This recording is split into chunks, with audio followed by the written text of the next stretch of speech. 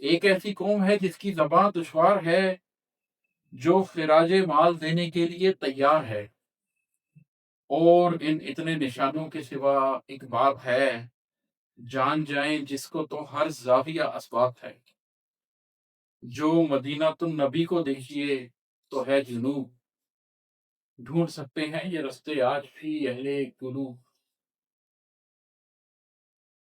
اس مسافر نے وہاں پر کیا کہا، یہ سوچیے۔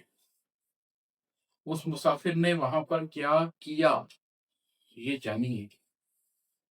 اس مسافر نے وہاں پر کیا کہا، یہ سوچیے۔ اس مسافر نے وہاں پر کیا کیا، یہ جانیے۔ جو مجھے رب نے دیا ہے وہ بہت میرے لیے، تم فقط محنت سے میرا ساتھ دو کہتے ہوئے، بس میرے ہاتھوں میں اپنا ہاتھ دو کہتے ہوئے، بند باندھا لشکر یاجوج اور ماجوج پر۔ تم فقط محنت سے میرا ساتھ دو کہتے ہوئے، بس میرے ہاتھوں میں اپنا ہاتھ دو کہتے ہوئے، بند باندھا لشکر یاجوج اور ماجوج پر۔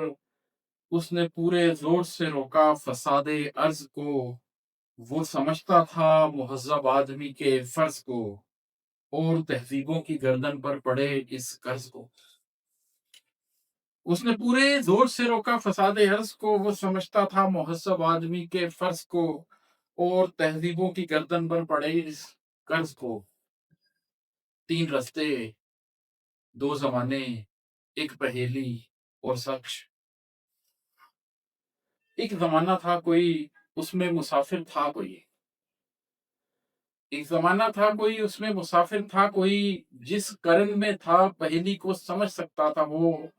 دیدہ بینا تھی اس کے پاس اور کردار بھی، قوت بازو بھی تھی اور انتظام کار بھی۔ اس نے اپنے دور کو کیسے جیا معلوم ہے، اس نے مشکل فیصلہ کیسے کیا معلوم ہے۔